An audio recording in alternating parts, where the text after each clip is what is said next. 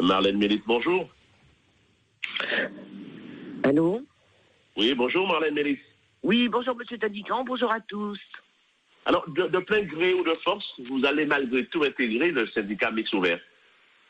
Écoutez, c'est ce que la loi semble vouloir faire. Mais ça n'est pas encore fait. Parce que, pour l'instant, les dispositions qu'elle prévoit ne concernent effectivement que l'obligation qui serait faite à Cap Excellence de rejoindre le SMO. Mais si la loi ne s'arrêtait qu'à ça, elle courrait le risque d'inconstitutionnalité, puisqu'elle contraindrait Cap Excellence au mépris de la libre administration, du principe de libre administration des collectivités territoriales, dans sa liberté de mettre en œuvre des compétences que par ailleurs elle assume et sur lesquelles aucune carence ne lui a jamais été reprochée. Ensuite, en même temps, elle créerait une charge à l'encontre de Cap Excellence et sans que justement elle soit compensée. Alors, Madame Mélis, ce n'est pas un caprice et vous ne faites pas un principe. Vous êtes convaincu que ce n'est pas la bonne solution et que c'est vous qui détenez la meilleure proposition? Non, ce que nous disons, c'est que Éric Jalton en particulier s'est battu depuis très longtemps pour construire une structure unique de l'eau. Ce qui pose problème aujourd'hui, c'est que c'est une structure qui s'est figée sur un SMO sans qu'il y ait eu une large concertation, non seulement avec l'ensemble des EPCI, mais aussi avec les acteurs économiques, les partenaires sociaux et surtout les usagers de l'eau. Oui, donc oui, c'est la première chose. La deuxième chose, c'est qu'on nous demande de rentrer dans une structure sans nous avoir associés aux réunions préparatoires et qui ne respecte pas les conditions, les critères. Oui, mais vous avez souvent fait la politique de la chaise vide. Et puis, non, jamais. Éric Jalton a toujours participé à tous les CTAP. Et Éric Jalton a toujours souhaité que les engagements qui avaient été pris par tous les élus, au moment notamment du mouvement social, donc depuis 2009, engagement de créer une structure unique et engagement d'associer dans la co-construction de cet organisme l'ensemble des acteurs, les acteurs économiques, les acteurs, les partenaires sociaux et les usagers de l'eau. Il considère en effet qu'aujourd'hui, on ne peut pas refaire ce qu'on a fait avant et qui a échoué. Et notamment l'exemple du SIAG, avec 100% d'élus dans sa gouvernance, c'est un exemple qui a échoué. Il souhaite qu'aujourd'hui, un projet de loi serve à aller vers des dérogations que le droit commun ne permet pas, et notamment de pouvoir associer les partenaires, puisque dans le SMO tel qu'il est proposé, ça semble ne pas être possible. Donc si on fait une loi, allons sur le champ de dérogation, profitons, puisque nous voulons tous plus d'autonomie pour le pays, profitons, puisque l'occasion nous en est donnée, pour mettre sur la table ce que nous souhaitons et faire en sorte que la loi le permette, et en même temps créer les conditions juridiques pour que l'État puisse être présent dans cette structure et garantisse effectivement un fonctionnement avec ses apports financiers, un fonctionnement durable.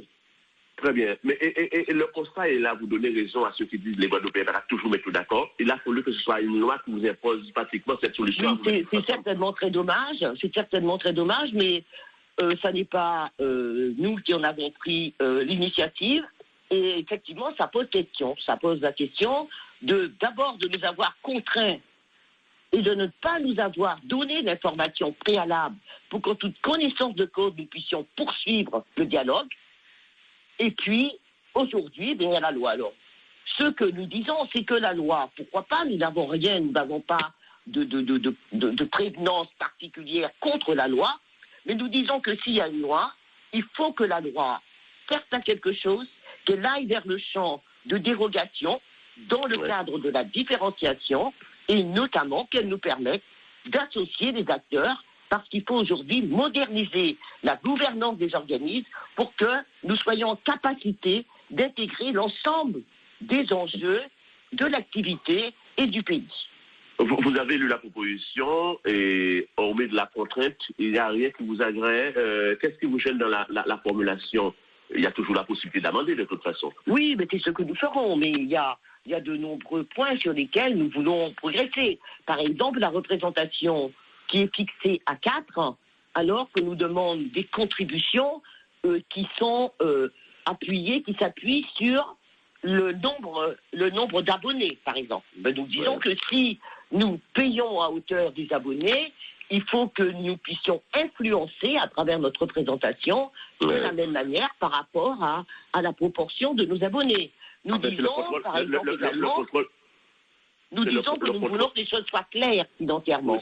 Il faut qu'on nous donne des tableaux et que nous soyons en capacité de dire si la structure, une fois montée, est en capacité de mobiliser les financements qui doivent être mobilisés pour que nous sortions de cette crise de l'eau, financements qui sont d'un volume de l'ordre de 600 à 700 millions quand même. Et donc nous ne voulons pas, nous ne voulons pas parce qu'il y a une actualité aujourd'hui qui serait peut-être politique, mais nous regardons surtout l'urgence et le drame que constitue la situation de l'eau en Guadeloupe.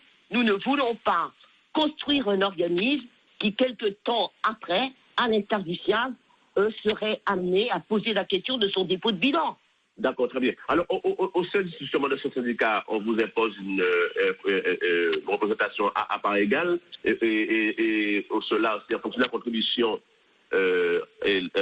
au niveau de la contribution, c'est en fonction de du plan démographique, je dirais. Là, vous voulez avoir le contrôle aussi, avoir un peu plus pour avoir... Non, nous ne parlons pas de contrôle. Mais ce que nous disons, c'est que la contribution elle-même, déjà, c'est une charge créée par l'État dans le cadre de la loi.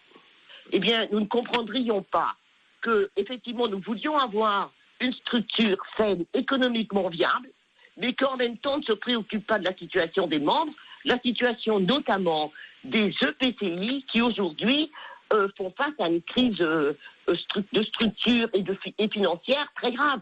Il faut que l'État vienne à la table des négociations, il faut que l'État nous accompagne, il faut que l'État participe à la gouvernance et il faut que l'État pense à mettre en place un plan qui accompagnerait les EPCI pour leur permettre effectivement d'être des acteurs qui vont contribuer aussi, qui auront la capacité financière de contribuer à ce que le SMO soit utile, à savoir soit capable de faire des investissements.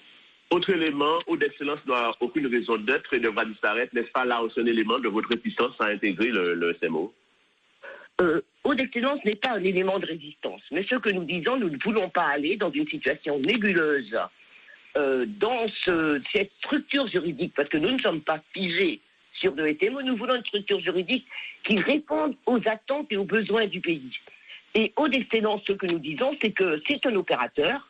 Il faut que nous voyions clair avant de décider de le dissoudre pour rentrer, je dirais, pour aller vers l'opérateur que le SMO déciderait, que la structure juridique déciderait. Et pour l'instant, les choses ne sont pas claires, nous ne savons rien de ce que deviendrait Eau d'Excellence, qui a fait la preuve de son efficacité et qui pourrait peut-être effectivement, utilement, apporter son expérience à la nouvelle structure juridique. Il faut donc valoriser également les talents, les compétences que nous avons en tenant compte des preuves qu'elles ont faites.